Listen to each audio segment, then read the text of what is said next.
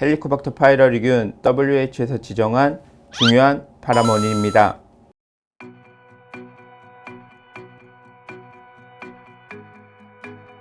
네, 안녕하십니까. 청주 프라임병원 내과 전문의 정승준입니다. 헬리코박터균은 헬리코박터 파이러리균하고 이게 정식 학명인데 균 이름에서 많은 내용을 담고 있습니다. 헬리카는 이제 나선을 의미하고 박터는 균, 파이러리는 위에 제일 아랫부분인 유문부를 의미하는데 위에 유문부위에 사는 나선 모양의 균을 의미합니다.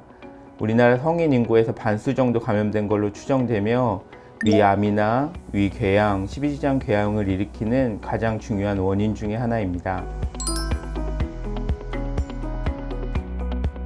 가장 중요한 원인은 대변에서 나온 균이 다양한 경로를 통해 다시 구강으로 유입되면서 감염되는 분변 구강 경로가 가장 중요한 원인으로 생각하고 있고, 그 외에는 위액이 역류하면서 치아나 타액을 통해 나온 균이 다시 다른 사람의 구강을 통해서 전염되는 구강 경로가 중요한 원인으로 생각하고 있습니다. 따라서 식사를 할 때는 다른 사람과 식기류를 공유하지 않고 각자 개인 그릇에 따로 국이나 찌개를 담아서 먹는 그런 식습관이 중요하고, 식사 전이나 화장실을 다녀온 후 손 씻는 위생 습관이 중요하다고 할 수 있습니다.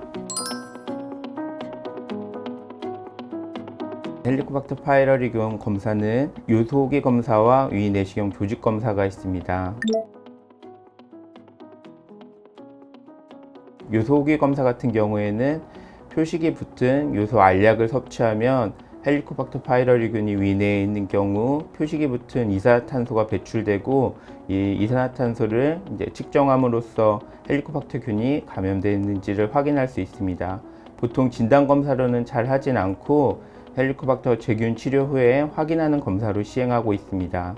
위내시경 조직 검사는 신속 요소 검사, 조직 염색 검사, PCR 검사를 통해 시행하고, 저희 병원을 포함해 대부분의 병원에서 헬리코박터균을 검사하는 진단 검사로 사용하고 있습니다.